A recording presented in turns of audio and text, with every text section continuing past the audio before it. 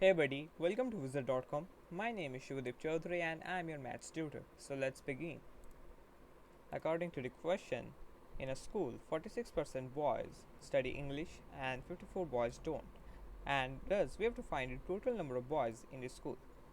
So let the total number of boys be x.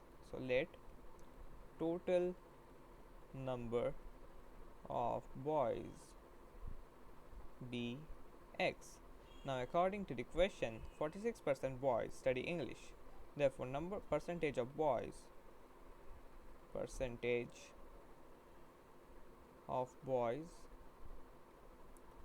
who don't study English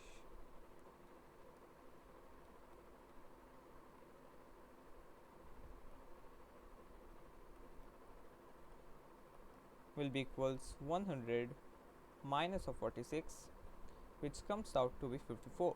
So 54 percentage of boys don't study English. Therefore, number of boys who don't study English will be equals 54% of x, that is 54 upon 100 multiplied by x. But it has been given that the number of boys who don't study English is equals 54.